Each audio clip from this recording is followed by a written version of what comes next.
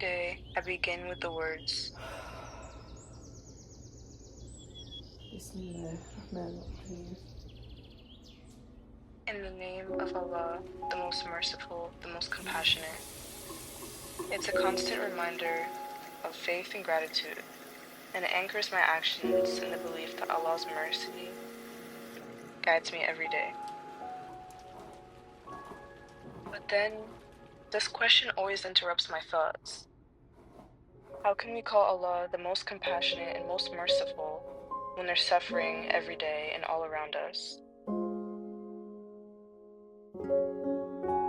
In Islam, we also believe that Allah is all-powerful and all-good.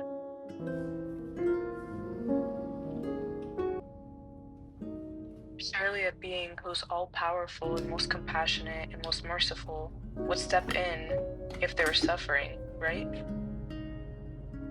Because of a home intruder was shot 6 times and killed by police.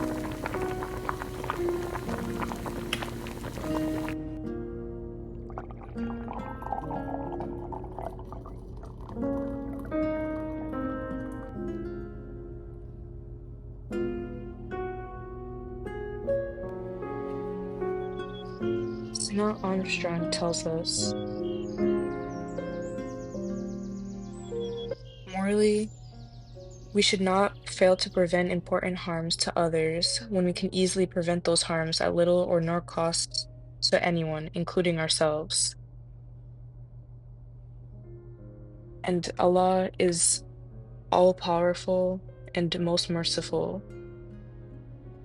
So it makes sense if you were to stop all suffering, but suffering still exists. Wait, this doesn't make sense. How can I reconcile with this? God has all the power and all the mercy to stop suffering, and yet he doesn't. If these are the characteristics of God according to Islam, and suffering exists, how can God exist? Let's look to the Quran itself. Armstrong's argument from suffering tells us, if God exists, there would be no suffering unless that suffering is necessary for an adequately compensating good. And there is lots of suffering that is not necessary for any adequately compensating good. So God does not exist.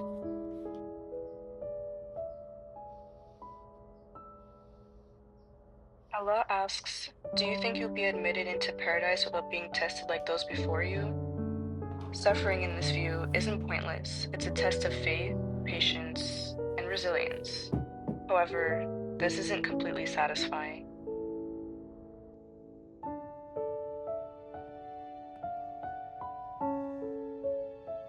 If Allah is all-powerful, why couldn't he figure out a way to test for our faith, patience, and resilience without making us suffer?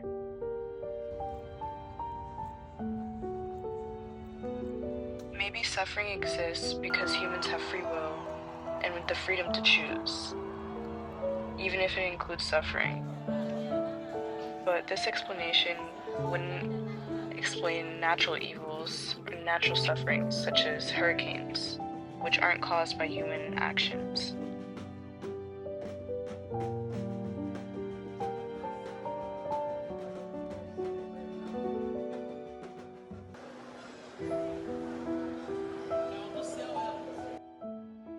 Though this is flawed, I like to believe that our limited human perspective doesn't allow us to see what Allah sees, and that there is a greater good.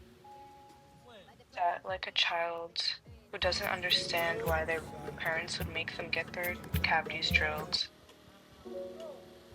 Allah has a greater reason and purpose that we just can't see for the time being.